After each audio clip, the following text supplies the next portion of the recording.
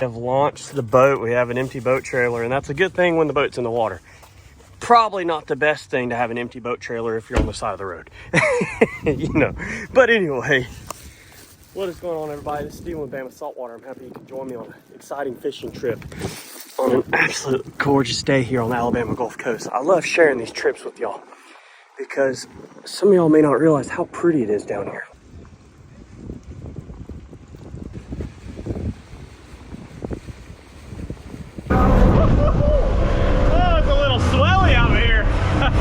But it's nice.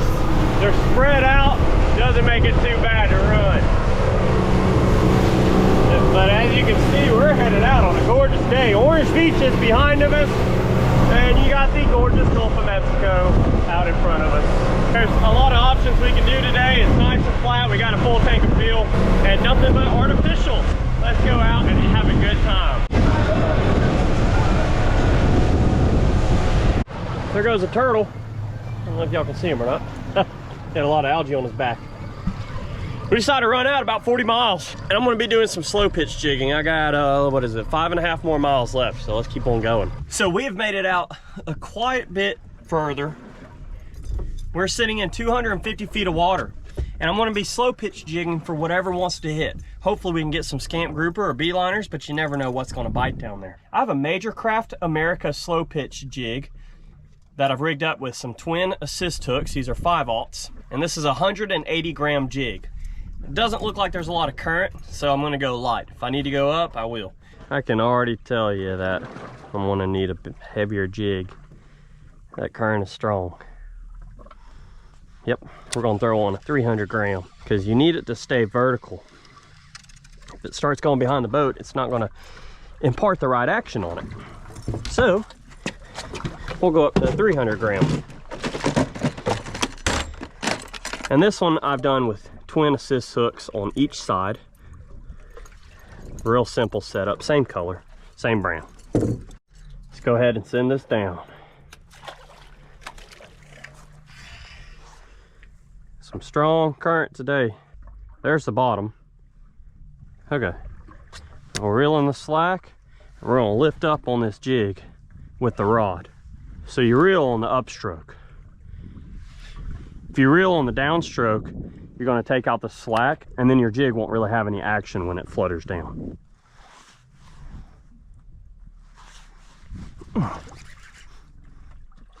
Have something. Sweet.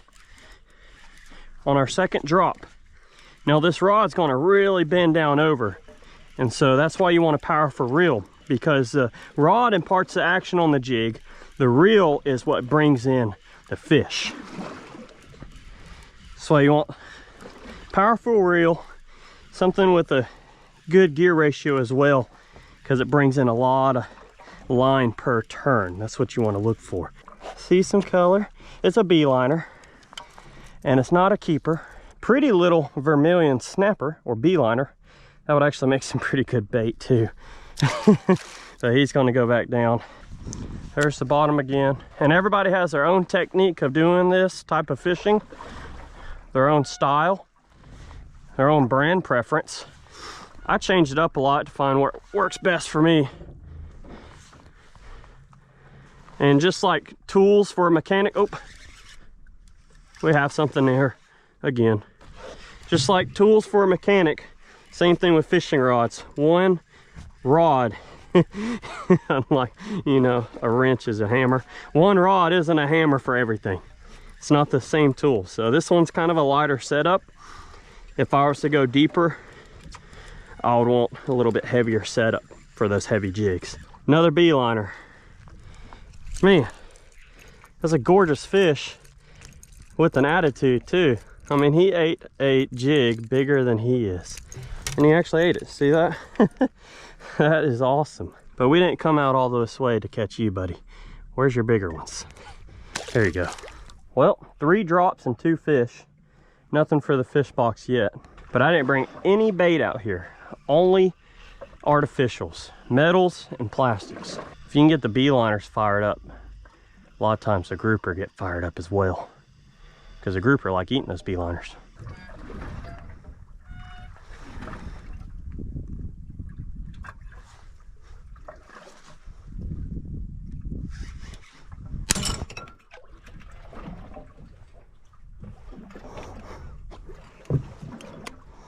Well, that's not good.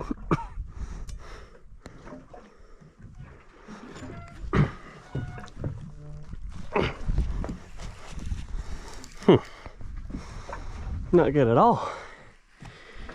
Guess my slow pitching is done for the day. That really sucks.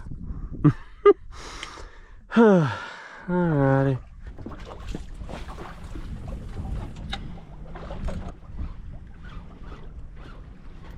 Oh, got something. Sweet. On the X-Wrap. Oh man. Came to it. Oh, reef a little bit closer in. After I broke that rod, I don't know if I'm going to show that or not. Dadgum. What do I have? I got something that's fighting pretty good. Good gracious. First cast with the X-Wrap too. It's a head shaker. It's a head shaker and it's diving down. Is that gonna be a jack? Possibly. Possibly. That's probably gonna be an amberjack. I can almost tell you the way it's pulling. I can almost tell you that's what it's gonna be. Because a king or a barracuda I could have turned already. Maybe. I don't know yet though. And we're a little bit away from amberjack season opening up. Yeah, it is. Oh, there's a bunch of them with it too. Woo! That's a hard fighting fish, everybody. If you've never caught one before, they are hard fighters. Oh, that's a good size one. Wow, that would be a keeper in just a couple weeks. Look at all them over there. This would be a keeper. And there's another big one down there too. Good gracious. Look at the size of those jacks. Oh man. Wow. I was hoping for a king when I threw that X-Wrap out. I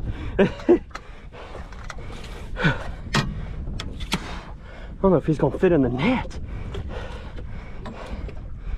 I have to go tail first.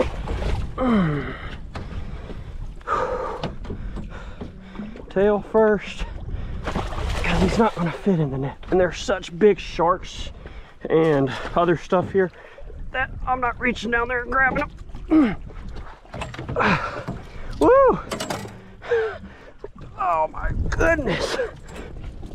Yo everybody, that is a stud of an amberjack. I mean stud. And it, like that Rapala, amberjack season in Alabama opens up May 1st, but dadgum, this one would be a nice keeper, and it probably won't bite when the season opens up. But let's get it back. It's a big old fish. Jet it down.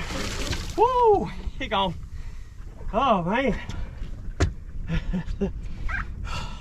That was awesome. So I came in a little closer, still about 20 something miles out, fishing a man-made structure this time. We were fishing natural bottom. But I threw a Rapala X-Wrap size 14 with some 44-pound single strand wire. Haywire twist there. Haywire twist to a 100-pound barrel swivel, and then 30-pound braid. Wow, there's jacks all over the place over there. Those are almacos, I think. Look at all of them. Oh, if those are almacos, that would be awesome. Okay, we got one. Woo! Okay, that one was a little bigger than the ones I saw. I was just saying what rod and reel I was using. And this is a Dark Matter IO rod, 7'3", perfect for like king mackerel fishing, barracuda, stuff like that. It's a little light for these jokers. Just a little light. And this is a 6,000 Shimano Saragossa with 30-pound Power Pro braid.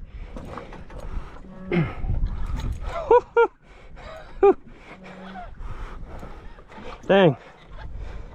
I threw at the little ones and the big one decided to hit it.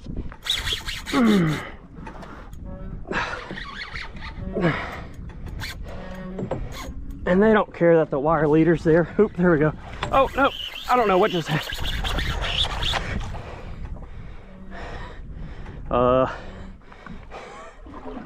That's scary. I think he just got sharked. Oh, wow. That was insane. I mean, completely insane. I wasn't trying to catch AJs today. I actually came out for kings just to scout for them.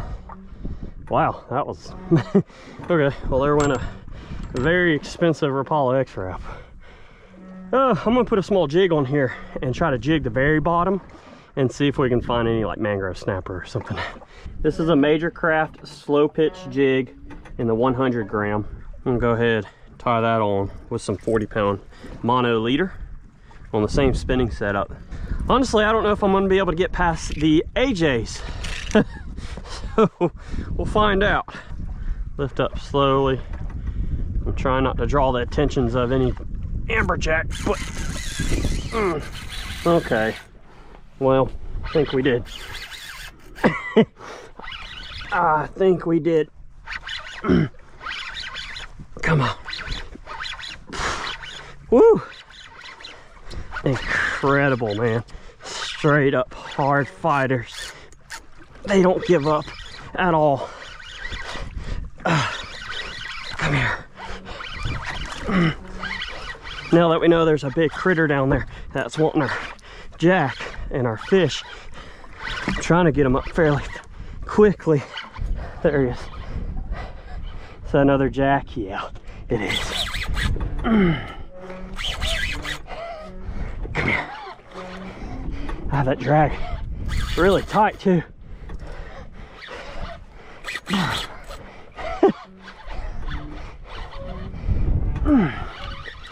Them things do not give up easy.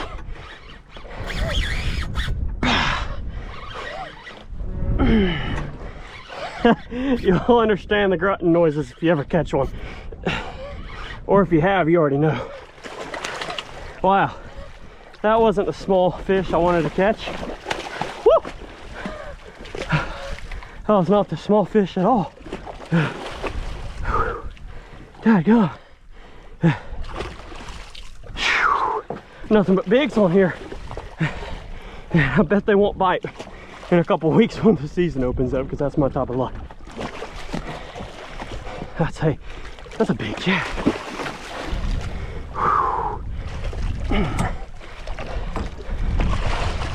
Come here. Typically you want to net things head first, but these things are so big it's kind of hard to get them head first. But I think, yeah, without getting a jig in the net. Come here.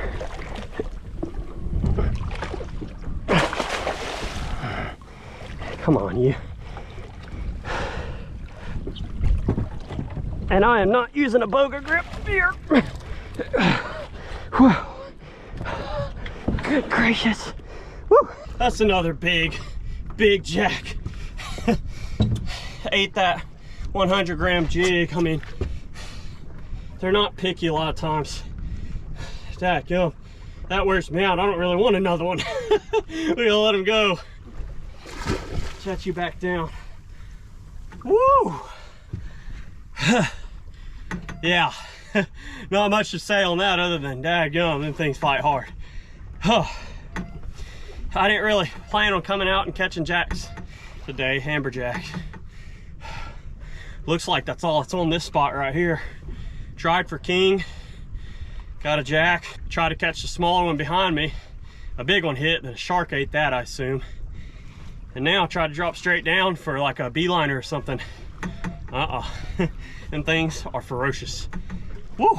We'll figure something else. We'll figure something out. Let's keep fishing. But it was the next day and we are 65 miles out fishing a fish attracting device that is put out here. And there's various ones out here that can all be productive at times, and sometimes they can be slow, but that's fishing. We're gonna be trolling 3 rods, all 50 wide Shimano Tiagras. This one I have rigged up with the blue and white Islander and a ballyhoo. We have a little Fathom teaser that's going to go way back. And then on this one, you see me use this a lot, as a Squid Nation mini chugger with a ballyhoo. So let's go ahead and get these out and troll around this fish attracting device, or FAD. So if you hear me say FAD, that's what that means. And see what we catch. Get our old teaser out. Or squid chain, I should say. And this one's going to go way at the back of our prop wash. Everybody has their favorite lures for trolling and their favorite spreads. This is a small boat without outriggers. And I've caught a decent amount of fish trolling just 3 setups.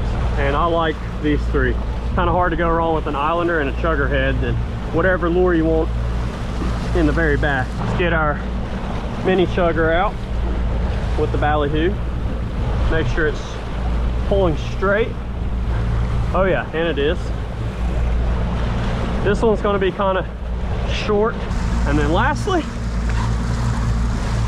let's get out the blue and white Islander. Probably one of the most popular lures in all of offshore trolling lures. And this one's going to be about midway. So past the chugger, but not past our far back one. And all our lures are set. We got 3 setups. Heck yeah, we're trolling. You can troll a little faster, you can troll a little slower. 5.5 miles an hour is perfect for these ballyhoo to swim and the lures to act right.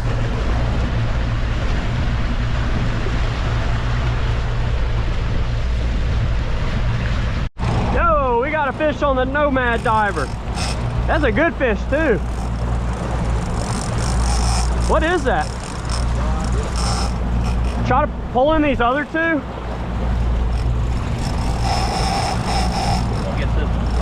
Yeah.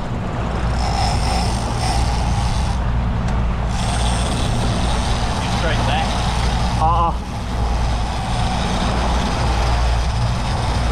Okay, you're clear. We'll leave that one out far. Bring that one in all the way. Yeah. All the way. Right there's fine. And then might need a gaff depending on what this is. I don't know what it is. That's a wahoo. It's a wahoo. Yeah. Sweet, dude. We got a little snake of a wahoo, but he'll eat. Don't hurt yourself. That's not a bad one. Nah. Here, let me get behind you.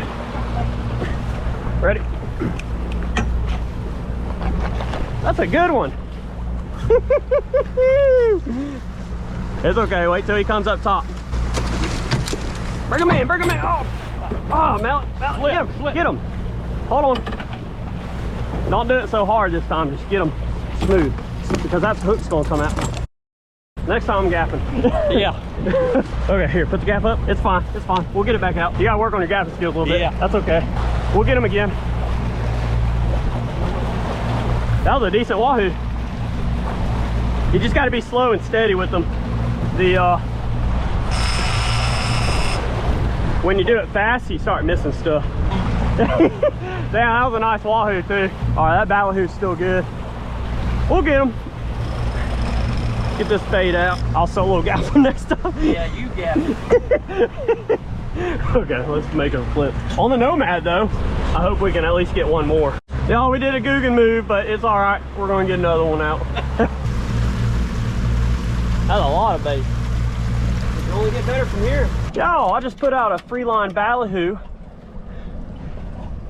at the FAD. We lost that wahoo, and now we have a dolphin. And we got a nice little dolphin on deck. Woohoo! Look at him, that is awesome. Yo, how cool is that, man?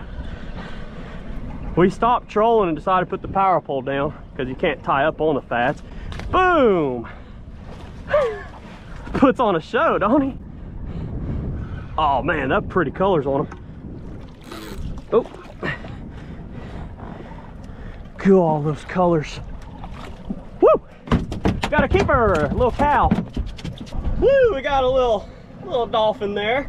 Not a giant, but it's going to eat well for a catch and cook on the ballyhoo. I'll show you the rig I was using for it. We quit trolling and we just started sitting stationary. And let's put this one on ice and keep on fishing, but I'll show you the rig real quick. Pretty little mahi-mahi. So that was awesome. I mean, we lost that wahoo. That was our fault. It was a Guggen move. We rushed to it, but it is what it is. But I'm throwing a 1/0 owner Mewtwo circle hook with a loop knot in 40-pound Yozuri fluorocarbon leader. And I have about 4 feet of that to a double uni knot and 30-pound braid. This 30-pound Power Pro Shimano Stratic 6000 and a Dark Matter IO 7-foot 3-inch rod. Love this rod. See me use that a lot. I want to pop up another ballyhoo and see what else we get. So let's take this ballyhoo. This is a small ballyhoo. They're frozen. And I take the circle hook, go through the bottom bill, come out the top. Easy as that.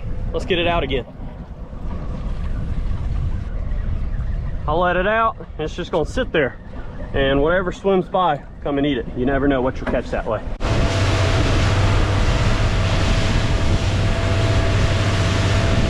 We are at our bird of prey tailgate cleaning board, customized with Bama Saltwater.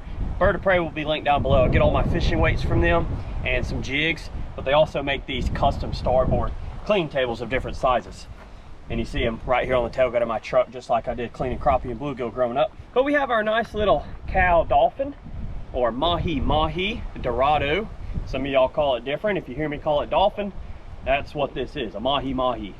But that's a perfect little size right there. We're gonna clean this sucker up. They taste so good, especially fresh. I know a lot of y'all probably had it somewhere. And this one's straight out of the Gulf.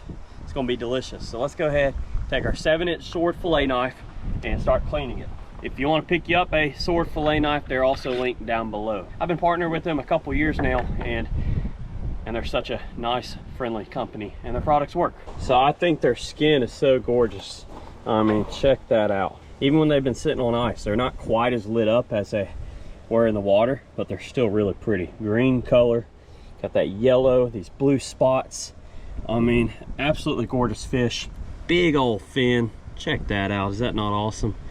Let's go ahead and get cleaning it. There's different techniques of cleaning a mahi. My favorite is just filleting it, then skinning it. A lot of people make an outline and peel the skin off. I've done that before, but it leaves a lot of connective tissue that I don't like leaving on there. They have a lot of head meat. Get around that head, go around that dorsal, belly, come down. We'll open this belly up and go all the way to their tail. Good old sharp knife makes easy work. Same thing here.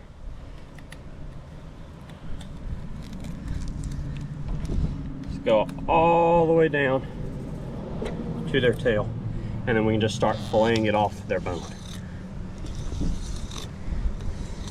Very simple fish to clean. And look how pretty that meat is. Old mahi-mahi, highly desired fish. Very popular for fish tacos, blackened fish. There's really no wrong way to eat them. Cut that off. We got to get through these pin bones and rib cage.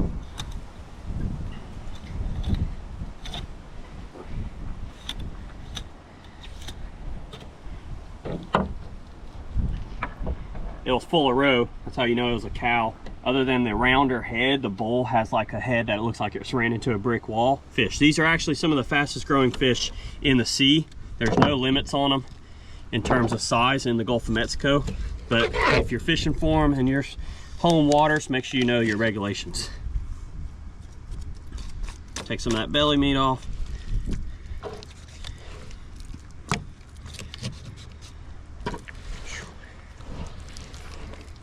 We'll get our head filleted.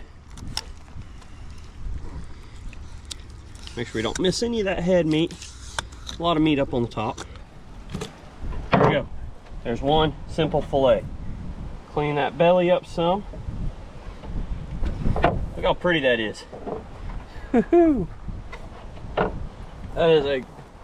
That's a gorgeous piece of meat right there.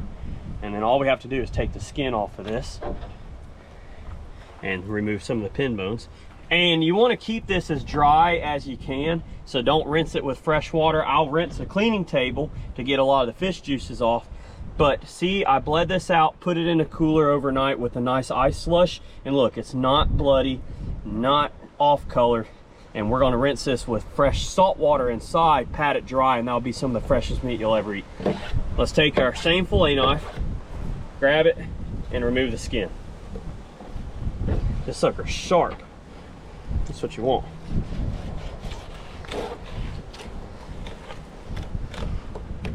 Last part, look at that skin. That's the mahi skin. How incredible. Now, a lot of people use the mahi bellies, like this belly meat, for sword fishing baits. But we didn't really miss anything. Let's trim this stomach lining out. There's some red meat we'll trim up further inside. I do want to get these rib bones out.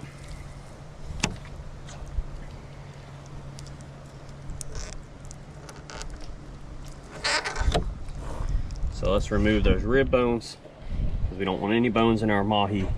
There we go. There's a mahi fillet. We have another one on the back side we have to do, but that one's practically ready to go inside and get further dressed. Since we've done one side and cleaned it up, let's go ahead and do the other side. Very easy. Just cut that head. We're gonna go, just flip it around, make life easy on us. Go all the way to the tail. One nice and easy cut. And then we can start trimming that out.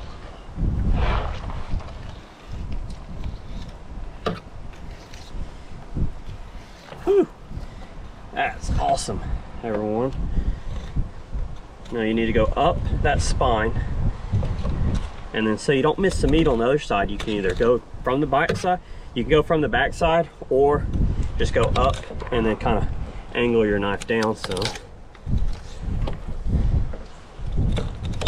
And then I like to go through.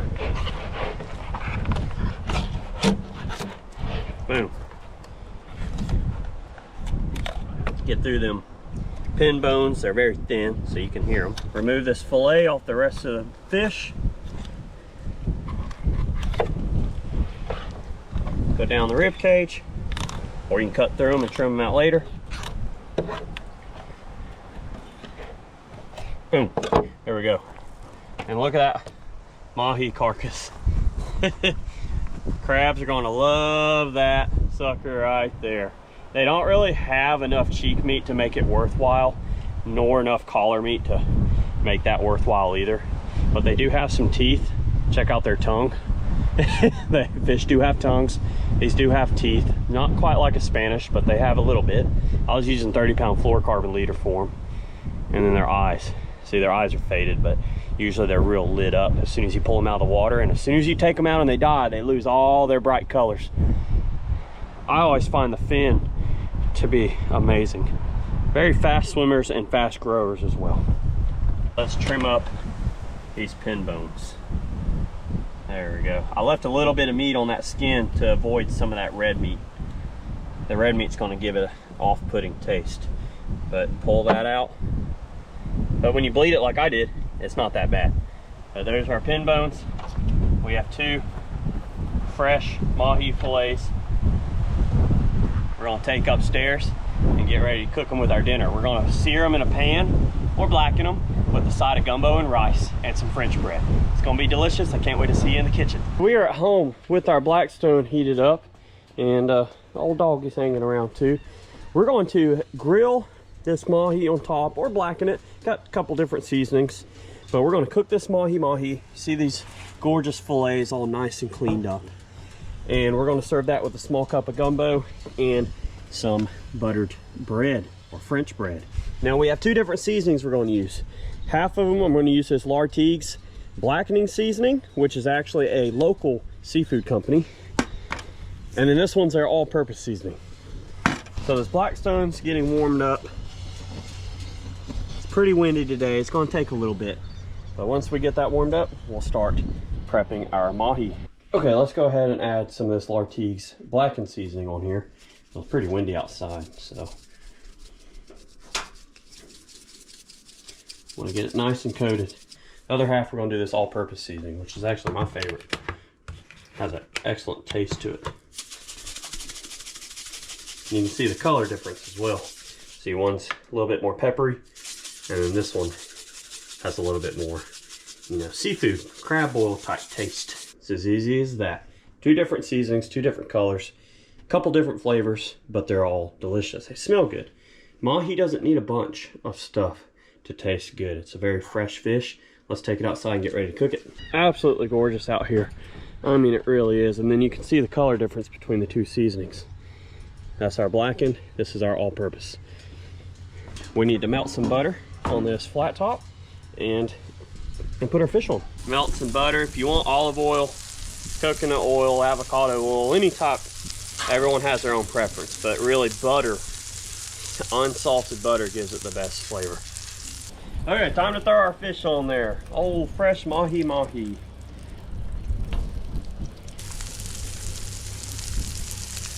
All right, this is not going to take long to cook at all. They're pretty thin fillets. It's a flaky white meat. Doesn't take long. We're going to go ahead and add our sliced French bread on there. Get these kind of toasted. Don't that look good already? It's going to be a very fresh and tasty meal. 2 different seasonings, 2 different flavors, but it's going to be good. Can't go wrong with mahi or dolphin fish. So we're going to let these cook a few minutes on each side. Same thing with our bread.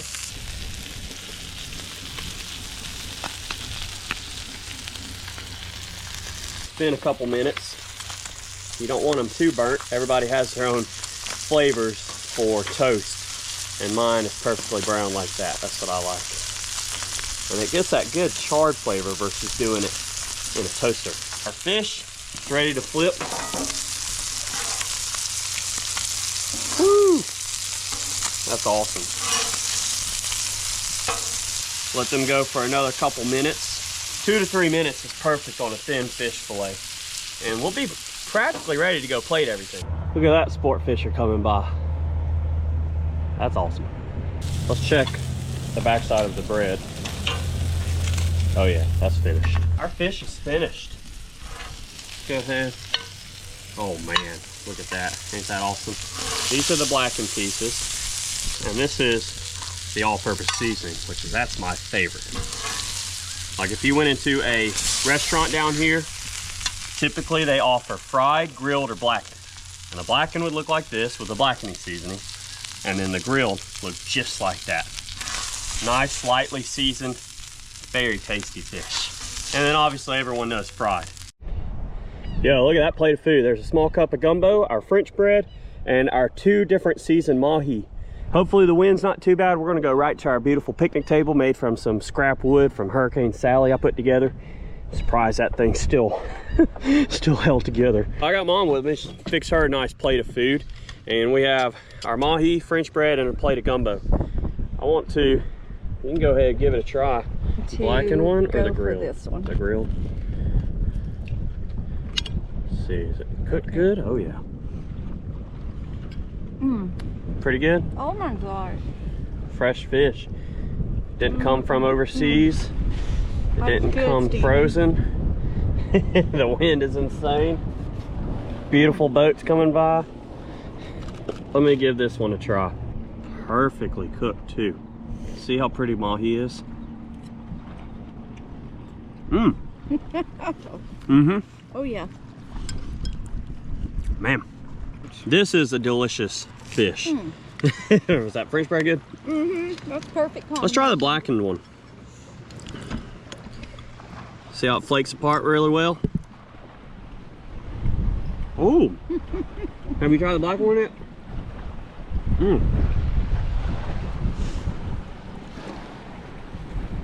This is too much. This is so good. Every bit of this, 1 bite of each. Should have brought out some sweet tea. But I'm gonna take my French bread. Yeah, the service is terrible. Oh, really? At least the environment's nice. Let's take our French bread and dip it in this gumbo.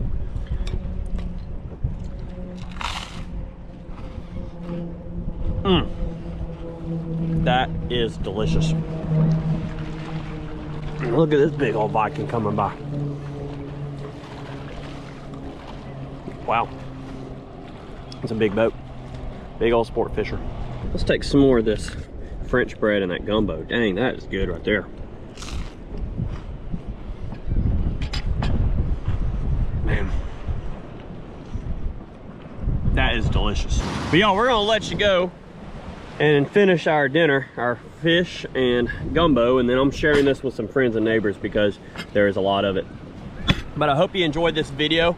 It was kind of crappy we couldn't bring back the wahoo, but at least we made up with a nice dolphin. It's always nice to get out there. It's even better when you catch some fish.